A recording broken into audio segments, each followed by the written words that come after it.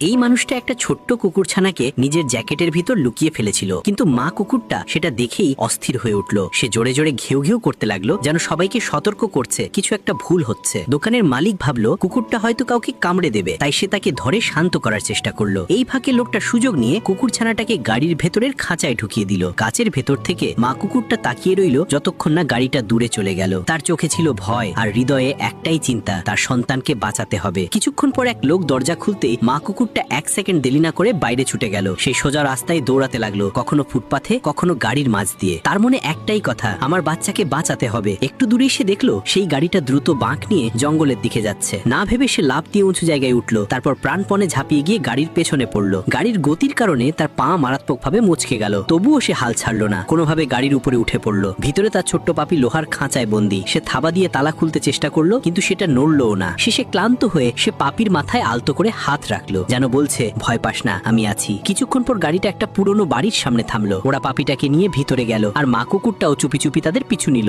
ভিতরে গিয়ে সে দেখলো ওরা রান্নার প্রস্তুতি নিচ্ছে। সাথে সাথেই তার মনে হলো কিছু ভয়ানক ঘটতে চলেছে। সে জোরে জোরে ঘেউ ঢেউ করতে লাগলো, কিন্তু ওরা হাসতে হাসতে বলল, ভালোই তো, তুই নিজেই চলে এলি। তখন তার চোখ পড়লো টেবিলে রাখা চকচকে হীরের আংটিগুলোর দিকে। বিনা দ্বিধায় সে সবগুলো মুখে পড়ে ফেললো। লুঠেরারা ভয় পেয়ে গেল। তারা বলল, ঠিক আছে, পাপিটাকে ফিরিয়ে দিচ্ছি। কিন্তু মা কুকুর জানতো ওদের কথায় বিশ্বাস করা যাবে না। সে সব হিরে নিয়ে ছুটে পালিয়ে গেল। ওরা পেছন পেছন দৌড়ালো, কিন্তু কিছুক্ষণের মধ্যেই তার খোঁজ হারিয়ে ফেললো। রাত পেরিয়ে গেল, সবাই ক্লান্ত হয়ে ঘুমিয়ে পড়লো। তখন মা কুকুরটা ফিরে এলো। ধীরে ধীরে বাড়ির ভেতরে ঢুকে কোনো শব্দ না করে খাঁচাটা তুলে নিয়ে জঙ্গলের দিকে রওনা দিল। অনেক চেষ্টার পর অবশেষে তালাটা খুলে গেল। পাপি বাইরে এলো আর মায়ের গায়ে লেপ্টে গেল। তারপর দুজন একসাথে অন্ধকার জঙ্গলের দিকে হাঁটতে লাগলো, আর কখনো ফিরে তাকালো না।